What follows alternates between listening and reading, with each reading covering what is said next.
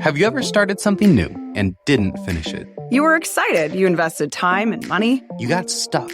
I'm Teresa Merrick. And I'm David B. And this is the podcast with two ADHD entrepreneurs, and we've been there. And worked with hundreds of people in the exact same place. The IDKWTF I Was Doing podcast will take you away from feelings of frustration and overwhelm.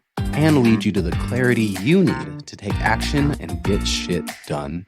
Listen today because it's important to admit that no one really knows what the fuck they're doing.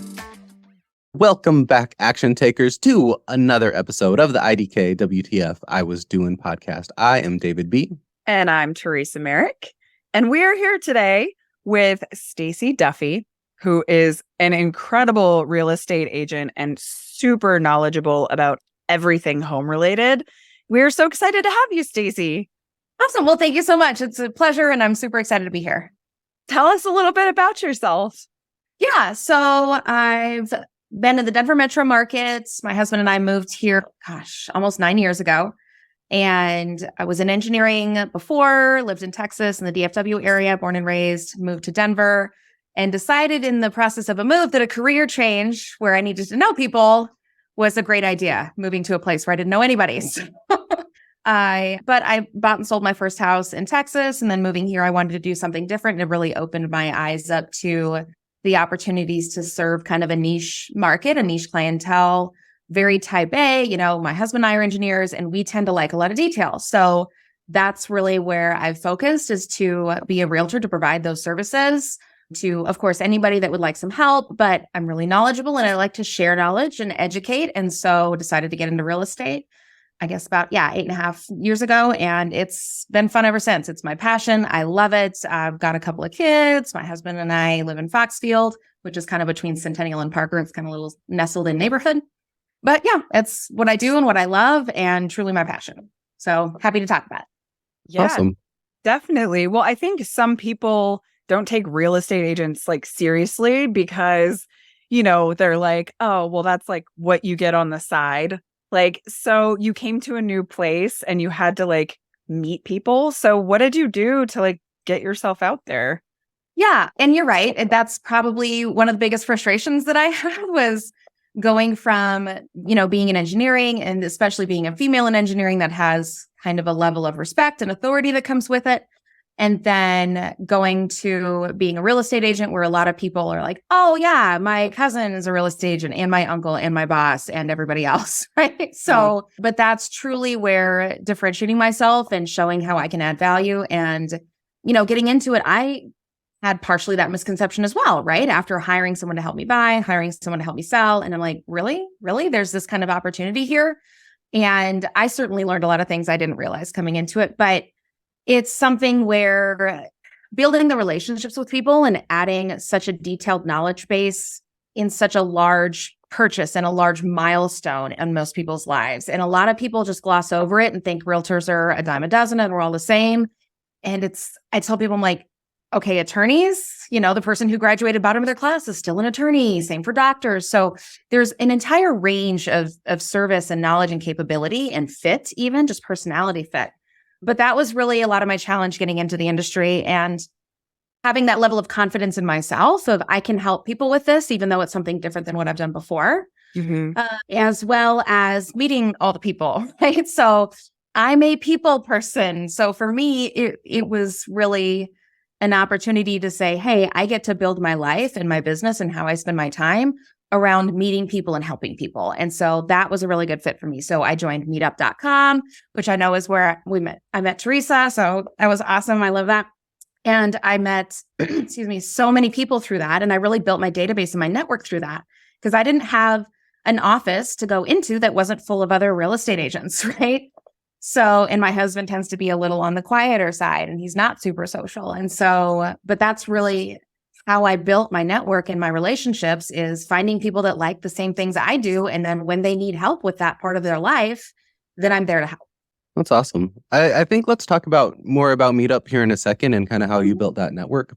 But I'm kind of interested in, because coming from an engineering background, that seems dramatically different than going into real estate. So what was it about real estate what made you want to shift into that as opposed to anything else, building any other kind of business or getting into any other industry? Yeah, I've always been very entrepreneurial. So even because I went to school at Texas A&M, and so going through the engineering school, I was the only engineer that was in the Entrepreneur Society. So they were like, it was all business majors, right?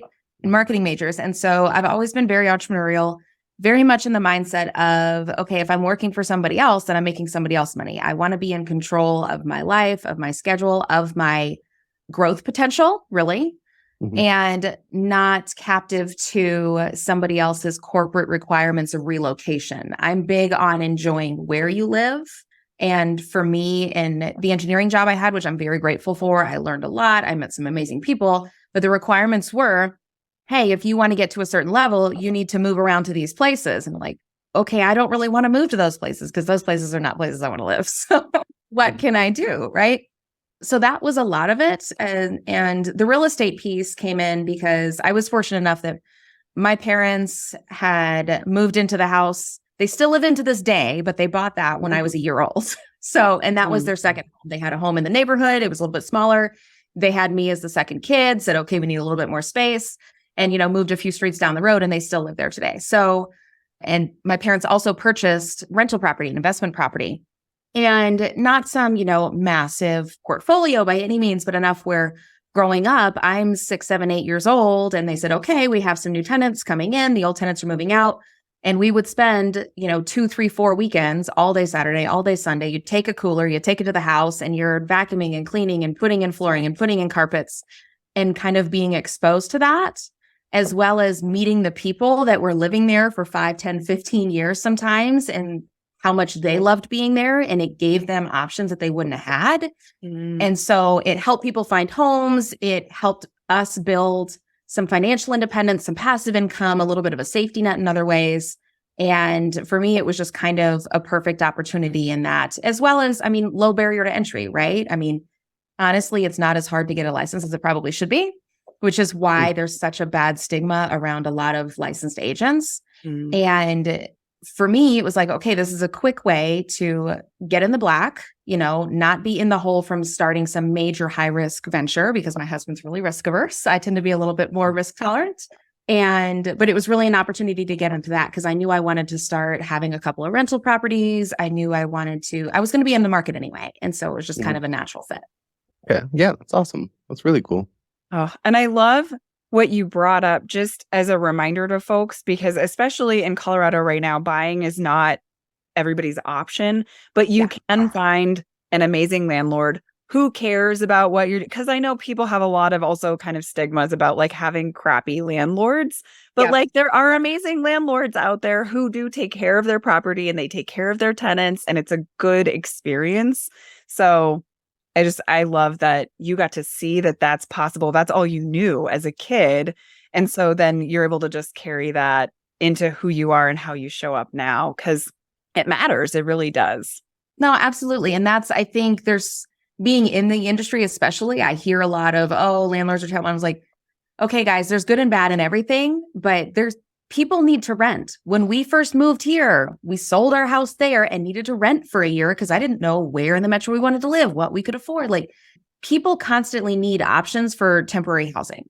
And it's a huge need in the market. And it's something that if it's a win-win situation, it's good for me, it's good for them, it's good for the neighborhood. Like, honestly, some of my tenants right now, I just helped them close this week on a house literally down the street in the same neighborhood. Like, they love the neighborhood so much. They're like, we want to buy here. We want to buy over there. Like, yes, that's awesome.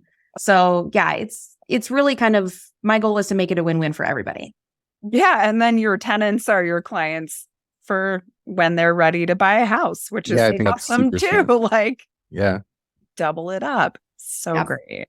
So coming from being in the industry, and you mentioned a second ago that, there is a lower barrier to entry. So there are some great real estate agents and probably some not so great ones. What are some things as, a potential home buyer that we should look for a good real estate agent? And can you just switch? Like, if you go with someone and you don't like them, can you just go? Great questions.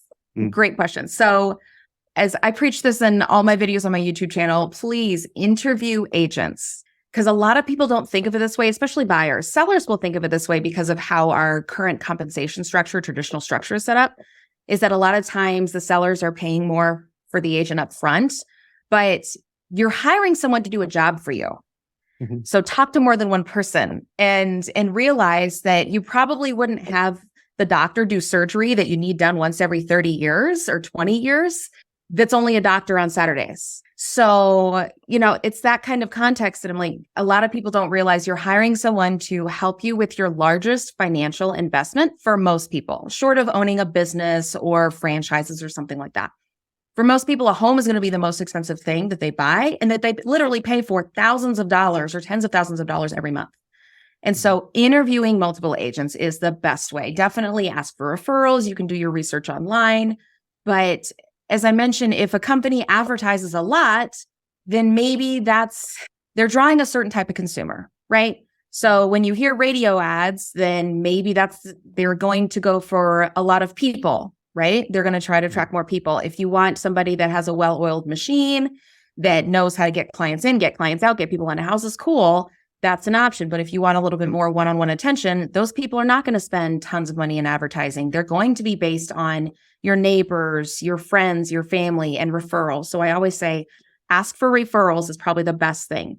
If you have friends that are licensed, because the average, depending on which study you look at, the average person in the United States knows between 7 and 12 realtors, right? So talk to those people first. You have those relationships. Talk to the ones and interview them and ask them questions. Ask them, hey, here's a bad experience I had. How does it typically work with you? What are your statistics? How many offers do you have to write with clients? How long are your listed properties on the market? But really just talking to more than one agent, because most people don't. They just work with the first person that answers the phone or that whoever answers the ad on the little button on the side of the webpage that they click.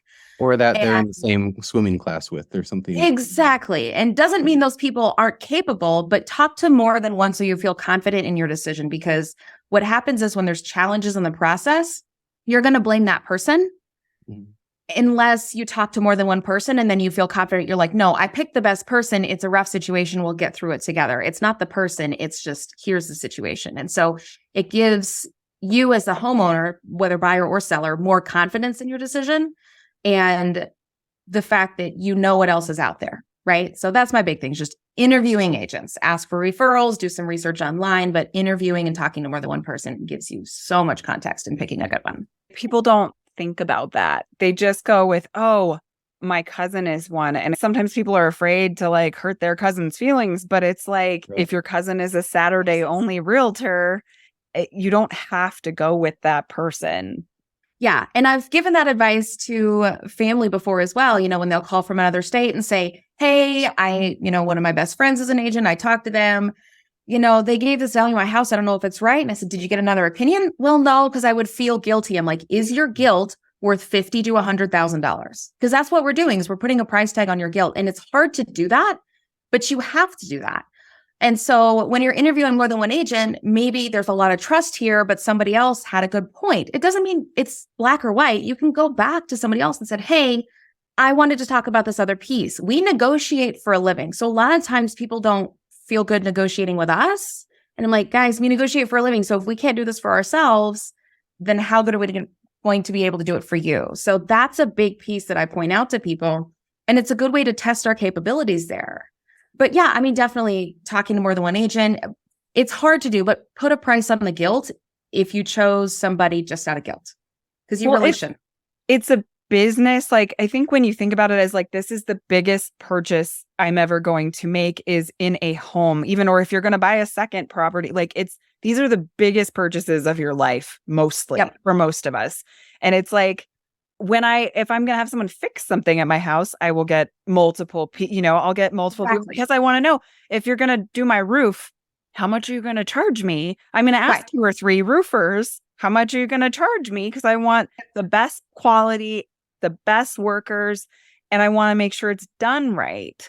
Like it's, but I think we forget. And it's like, well, I might upset Susie. Well, if Susie can't understand that this is the biggest purchase of my life and I just want to be 100% positive that she's the right person, then Susie probably isn't the right person.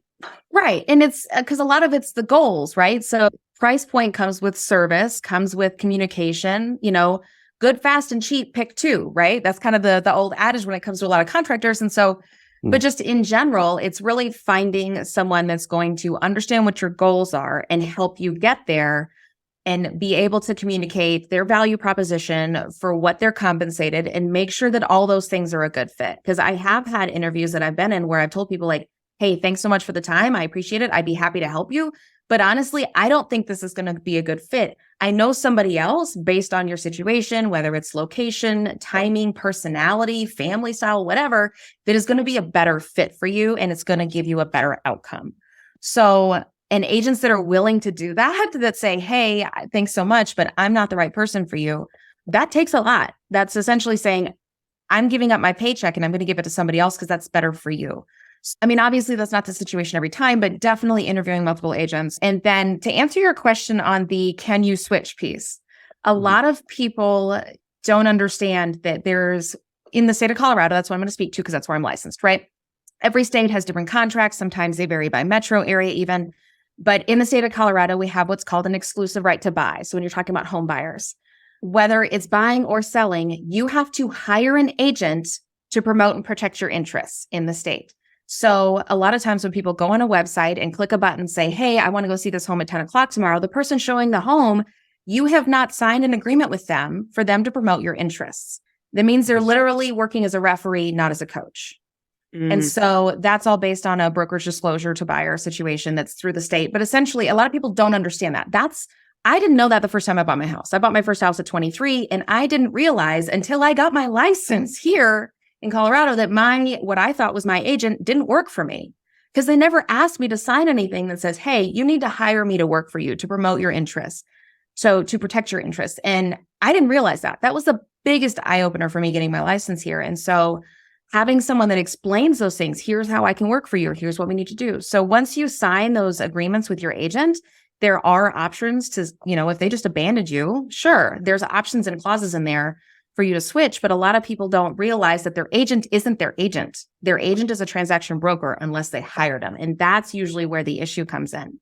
So depending on the situation, yeah, you could switch if your agent never asked you to hire them. But I have had situations, I've had one before where we were working together, we had an agreement and, we both came to the conclusion, we're like, this isn't working. Let me have you work with somebody else because this is not a good fit based on what your goals are, based on how I work with my clients. And so we have the opportunity to do that. And it's all about making sure that the fit is right, but understanding what you're obligated to and whether your agent really works for you or not is really important. The biggest advice I can give is if you're even thinking about it, I've had clients sit down 4 years before they bought a property. I met people at an open house 3.5, I think. Yeah. Sean and Smith, 3.5 years before they actually started shopping for a home.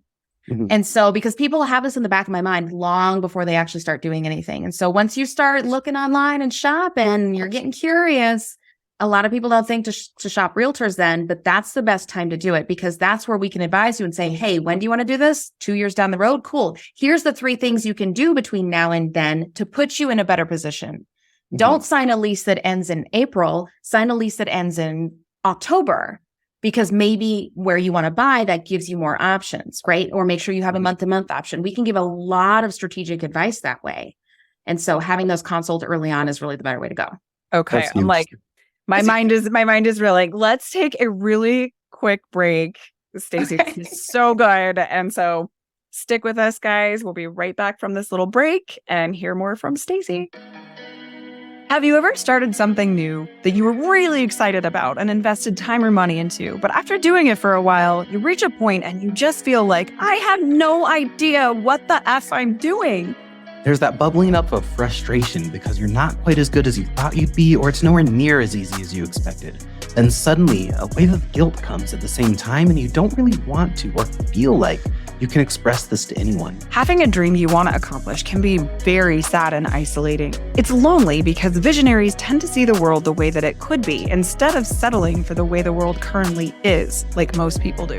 We believe this so deeply that we wrote a book with the exact 4 steps to help. This guide is designed to take you out of that feeling of frustration and overwhelm and lead you into the calmness and clarity that you need to reach the life that you know in your heart you're destined to have. If you've started a project or a goal but have stopped, gotten stuck, or are starting to feel burned out, this is 100% the book for you. Go to IDKWTFpodcast.com today and download your digital copy with the coupon code ACTION to get it on us, because we want to join you and be your supportive friends and partners throughout your journey. It's only free for a limited time if you use the code ACTION by going to our website, IDKWTFpodcast.com. Check it out today and let's get unstuck together. And welcome back. So we just covered probably my favorite takeaway so far of this is that, something I didn't realize is you can actually get a real estate agent like any other contractor, essentially, where you interview a bunch of people, see who really aligns with you. And then the key for me on that last part was really get that agreement in place so that, you guys are working for each other better. So you're committed to them and they're committed to you. And you can kind of really get both of your needs met better that way.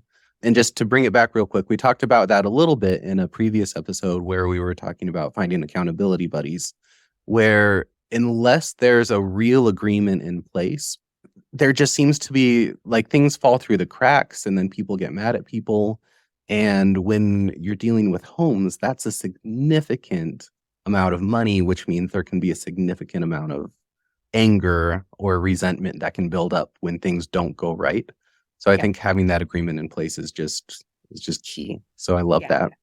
Cool. There's a lot of emotion in the process that even though it's very business and very transactional, it's your life. It's where you sleep. It's where you raise your kids. It's, where mom and dad come for Thanksgiving. And so there's a lot of emotion that gets tied into that. So that agency agreement is really what hires someone to be your coach and to help you get to that goal. It's where you make all of your memories.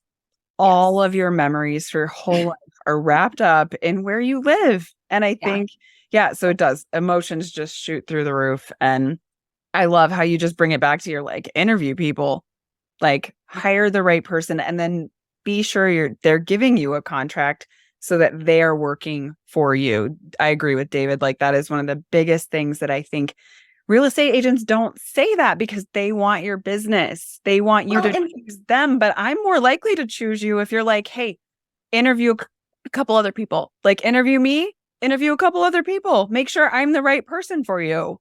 That's going to make me like you even more. That's amazing. You're a lot like an accountability buddy just for... Absolutely. You told me you wanted to buy a house. I'm going to help you buy a house. Let's get this done. Because if I don't get it done, if I can't help you, then I'm not doing my job either. Yeah. So, perfect. So to be a great real estate agent, you have to do more than just show people homes, right? So you seem very personable. You have a huge network, a huge amount of resources on YouTube that you've created. You mentioned Meetup before. Oh, and the other big thing is that you work for free until someone's ready to buy a house, right? Yeah. Kind of what's the process and what do you do? How are you different than other real estate agents? Yeah, absolutely. And there's a lot of pieces to that. But my goal is to really be a resource for all things home. And a lot of people don't think as their real estate agent or their realtor is that. But that's really my goal is when you have, I have one client and I love her. She's awesome. Every time something goes wrong, she calls me, which a lot of agents don't want to get those calls because it becomes more things on our plate. But then I know she trusts me. Then I know because she's hey, my garage door broke, right? And I'm cool. I'm going to be in the area tomorrow. As long as you've got your car out, right? Can you get your car out? And then let me swing by and take a look at it. So that way, not only can I recommend contractors, but I can look at it and say, hey, you have power. The door's trying to lift. Oh, wait, it's the spring that broke. Here's roughly what that's going to cost. And here's the couple of guys I'd recommend you call. If they try to sell you this, and this, say, sorry, I don't need that. It's too much. Don't worry about the upsell. So I can really guide people because I'm seeing these things all the time. And so even if I'm not able to kind of pre-screen problems, but really just being that resource of not only who do you call, but hey, my property valuation came in from the tax assessor for the county. Should I appeal it? Should I not? I don't understand it. Just all things home. Like, should I sell this house and buy another one, or should I keep it and rent it? I don't know what to do. My mom is moving out of her place. She wants to put us on the deed. Is that a good idea? All of these types of things that I get questions on all the time. And so that's really proof to me that I'm doing my job and that I'm serving my clients, and my network is being able to help them. And if it's not, even if it's not my expertise, I'm not an estate attorney, right? I am not a CPA. However, I can say, here's how that can affect your home purchase or your home sale or your value. And here's other people to go talk to get more information. But here's a couple of questions you didn't consider. If people are looking at getting solar panels on their roof, cool. Here's some pro, here's some cons. There's also a difference between leasing solar panels and a power purchase agreement and owning them outright. And that can affect your saleability in the market depending on the time you go to sell. So there's all kinds of things that my goal is to foster those relationships with people and be that resource for them. So when they think, hey, it's time to buy or sell, they think, I got to call Stacie. Like, there's not even a second thought in their mind, which still I'll go in and ask, are you interviewing other agents? And they just look at me like, why would I do that? I'm like, cool. I just want to let you know it's an option. I greatly value that trust, but building those relationships for people, and not just for, like through Meetup and meeting more people that way that need that help, that maybe didn't have that help when they purchased their home, or they didn't feel like they had a good experience or a good transaction. That's why I got into this. It's because I bought a house and I was like, yeah, I got the house, but I didn't feel like somebody was coaching me, like somebody was really helping me. And if I were to call them tomorrow, or if I had to sell tomorrow, I certainly wouldn't call them. So there's a lot of those people that need that resource. So that's really where I try to add a lot of value to my network and to my clients as well, and differentiate myself as an agent, because my goal is to help you accomplish your goals. Yes, it's how I make a living. It's how I help feed my family. But if I'm not feeling good about that, and it's not you accomplishing your goal in the best way possible for you, then that in the end doesn't help me either, because that means I don't get referral business. You don't trust me. You don't come back to me. So that's really where a lot of differentiation comes in for me. That and the technical piece. I have a ton of random knowledge about a lot of different things. And so we were talking about sprinklers, Yes, I was doing those again this morning. I was like, I can't get my hair wet, so I'm doing sprinklers. So exactly, when people are like, well, I need a sprinkler thing. And I'm like, sure, you can pay somebody $500 to do this, but I will go with you to Home Depot and show you what you need and show you the YouTube videos on how to do it for $50. And now you're an educated homeowner, right? Mm-hmm. So that's a piece of educating people on not just buying, selling, the wealth management, the long-term effects, the risks, but also basic home maintenance. Here's where your water shutoff is. Here's how to change your furnace filter. By the way, you have a humidifier. You need to change that once a year. Because a lot of people don't do that for anyone, and then they don't know where to go, and then things break and they call somebody. And I'm like, guys, we could have avoided all this. So it's providing almost a home orientation of sorts when somebody first buys their first home. And I do that for my tenants when they live in my house, when they're coming from downtown apartments and they've never lived in a house. I'm like, okay, when you hear water running and you don't see anything, call me, because that means something isn't right. So, and what safety nets can you put in place? I don't know, all this kind of stuff. I just get really passionate about it and really excited about people understanding what they have, how to take care for it, and then how I can help them along the way. Well, I want to speak to this for you really quick, because Stacie mentioned we met through a meetup. So, and I get to hang out with Stacie at least once a month because we have like a meetup that we do. So fun, and you're awesome. Thank you. I think you're fun and awesome too. So I'm glad you're here with that. Like, I am not Stacie's client because I didn't know her the last time I bought my house, which was a very long time ago, like 15 years ago. Stacie wasn't even a real estate agent yet or in Colorado. But what I do know is Stacie was like, oh yeah, I have to get something fixed with my refrigerator. And so I'll let you know if this is a good refrigerator, because I was like, my refrigerator is having issues. And so this is just me knowing Stacie as a friend through a group, because we have some common interests.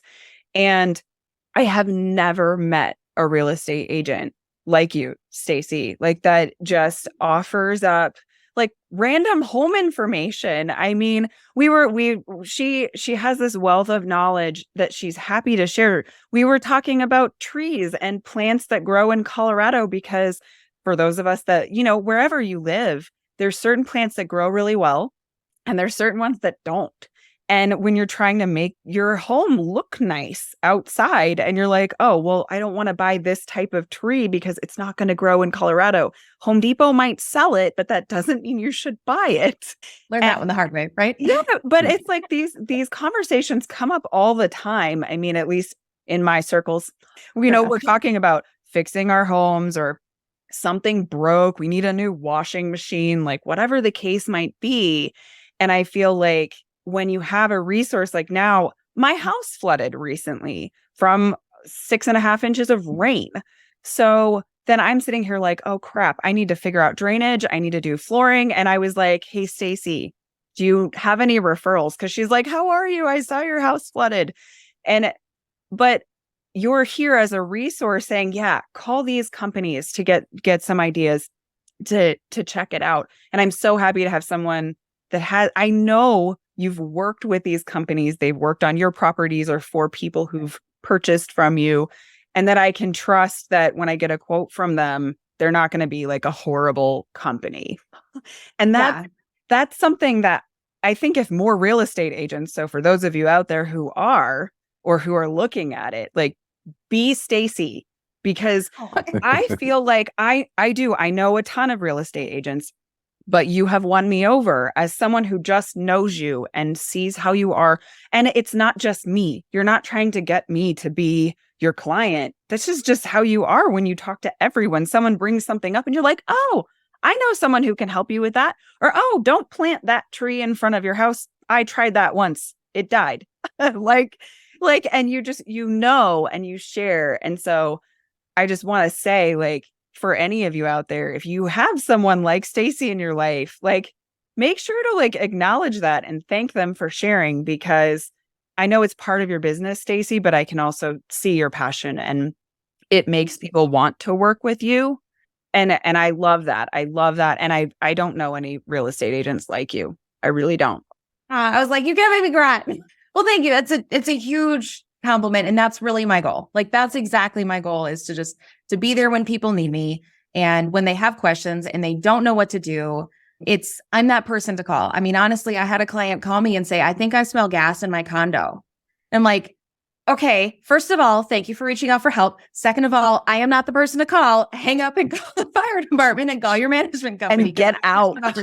Right? Like, yeah, get out, call people that can make sure you're safe. But just the fact that like I'm happy to be that person, like that resource. And yes, it takes time. And that's the part that I have to manage with my support system and my work setup and my day, because there is a lot, like you mentioned, David, as far as a lot of my structure is not showing homes. I spend less time showing homes than I do just about anything else in my business. And so there's so many behind the scenes activities that are what foster those relationships and what help people, because a lot of people think a real estate agent, their job is to show houses. That is a very, very small portion. A lot of our job is to answer those questions for people, to find people that need help. A lot of agents spend time finding those people. Mm-hmm. And my goal is to just talk to people and be that resource for as many as I can. And they will come to me when they need the help. I don't want to go hunt a home buyer. I want people that need help to call me because they already know me and trust me. Oh, on that, who is your ideal client? Like, what do they look like? It's a fair question. So I work, and it's interesting because I've found different clients have different needs, right? And that's part of my engineer background loves the puzzle. I love to solve the puzzle, like see all the little pieces and put it together, right? So some of that comes to personality. Some of that comes to location. Some of it comes to available time. So I will tell you, a lot of the clients that I end up having are the people that I know, because either one, we have common interests, right? We like the same things, we run in the same circles, and they value my level of expertise. And so, and my knowledge base and my ability to educate and communicate. I will tell you, the people that don't like somebody that talks, I am not the person for them. I think that's pretty obvious by now. I talk a lot, and I want people to feel confident in their decisions. And so I tell people all the time, my job is to educate you so you can make an informed decision. I'm not the decision maker, you are, but you need to have enough information to know what does make sense and what doesn't make sense and know the pros and cons. So So- ideally, are you looking for like a first-time home buyer or someone who wants to resell their home in, 5 years, or someone who's looking for rental properties? What's kind of your main So I would say person? my niche tends to be more location based and needs based regarding personality information. So the clients that tend to absolutely sing my praises and it's kind of a win-win and we really get it are the ones that are looking in the areas I'm looking in. So I work the South Denver metro area and I tend to work a little bit more towards the Southeast side now. So when I have clients call me that want to shop in, I don't know, Morrison or Golden or those areas, I find that I can't get there as fast as they need because of how quick the market moves right now. Now, for sellers, I have some flexibility because I have more time, but for buyers, there's different needs there, right? So I tend to work more the South metro area as well as the Southeast corner because that's where I'm at. That's where I know. That's where I drive and go out to eat with my kids and my family and do all these things, right? So I have really intimate knowledge in those neighborhoods, as well as people that like a lot of information because they need that to feel confident in their decision. So the clients that, honestly, my YouTube clients, they're awesome because they call me and they're like, hey, you already told me everything I need to know. I just need you to help me find a house in the neighborhood. And we're like, cool, this is weird. You already listened to everything. I don't have to say it again. But it means that they found a lot of value in the information. So I add a lot of perspective that they find valuable. So investors, I definitely have first time, second time, third time investors that are kind of adding to their rental portfolio. And that's myself as well. So I can relate to that and I can communicate the needs of that as far as what neighborhoods may rent better, what some of the restrictions are in those neighborhoods. Legislative, there's a lot of legislative challenges for landlords that just got passed earlier this year and that are probably going to come back up next year. So that context, as well as what I call move up buyers, like, hey, we have our first house, but we want to move up or move to a different area or sell this and go somewhere else. First time buyers are wonderful. They're a lot of fun and because they love that knowledge, right? They love somebody explaining all these things to them. So like, wow, I never would have thought of those things. So that's a really good fit as well. And I'm also starting to get more people in my network that are downsizing, that are saying, hey, I don't need this much house. I'd like to, simplify life a little bit or, hey, I'm getting divorced. Life changed. I mean, honestly, one of my tenants is a divorcee right now that lives in the same neighborhood. And I'm like, you own a house in the neighborhood. Why would you want? And they're like, hey, it's a different situation. We need another household. And I'm like, okay, cool. I've been through that. I've had clients in that situation before. Let's find something that works for the family. So any of those situations I do really well with, but it's really location based as well as kind of personality fit and communication style. Yeah.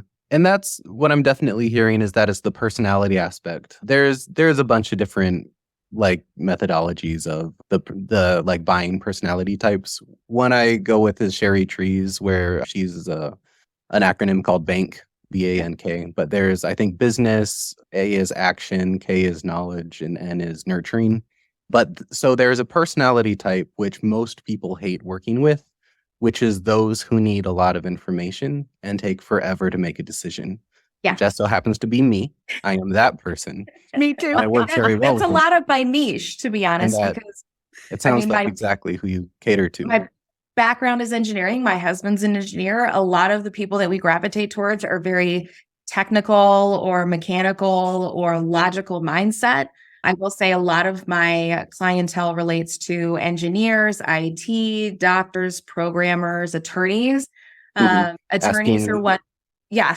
And they ask ridiculous questions that would just drive a normal person insane. Like, details. That. Give me all the details. Right. And that's the part that a lot of people have gotten frustrated with agents in the past is because they just feel like, well, I don't know, all they did was let me in the house, but they weren't able to answer my questions. Or they, statistical information.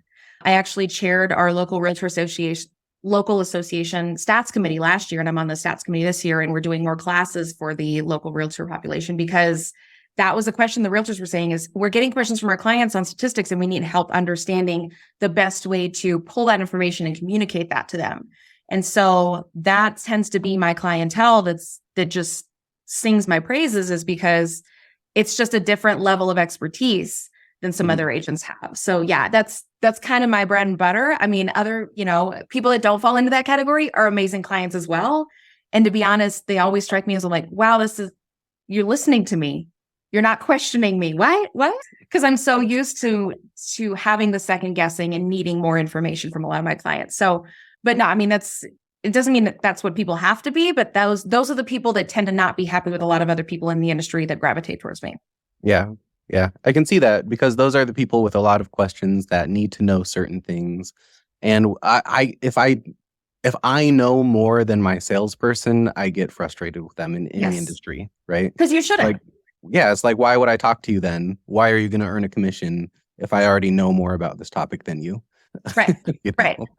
And there's some of the personality type feels like they need to know more because that's where they feel comfortable making decisions. So Right. I almost have to have them give them a mini crash course in, the contracts, and I'll send them contract videos and say, hey, I just did a contract changes video because those change, every other January. And so here's the contract changes. So what I know. And that way, but when they watch it there, it's them doing knowledge and research versus me telling them and them having to question whether I'm telling them the truth. So, Yeah. But yeah, people have to feel comfortable that they understand enough to make those decisions. And absolutely, that's a ton of people that I work with. So sometimes it takes a lot more time, and and a lot of agents don't have that patience or the understanding to fit that niche personality type. Yeah. Well, perfect. So kind of on that note, hearing like what makes you go above and beyond is really, really cool. And so I think you gave a lot of really good feedback on there. I think let's take a quick break. And then afterwards, I would love to hear more kind of about the ins and outs of your business and kind of what's going well and maybe some of the struggles that you go through. Because I think a lot of our listener base are action takers who are in our community. A lot of them are making changes in their life. They're looking at either starting a new business or trying to monetize a hobby that they have, or maybe they are looking at getting their real estate license because they want to dip into that entrepreneurial world. So I think I'd love to hear some of the stuff that you're really enjoying and some of the like struggles that you've had that might be really relatable to our action taker audience. Absolutely. That sounds great. Perfect. All right, we'll take a quick break and we'll be right back. Thank you for listening. This has been part 1 of our 2-part series on this topic. The second episode will be out next week, if it's not out already. If you enjoyed today's conversation, please consider liking, subscribing, and or reviewing us on wherever you listen to your podcasts. Also, if there's someone you know who clearly doesn't know what the fuck they're doing and would benefit from this topic, please hit that share button and send them this episode. Let's normalize the feeling of uncertainty. Asking for help and admitting that we don't know What the fuck we're doing either.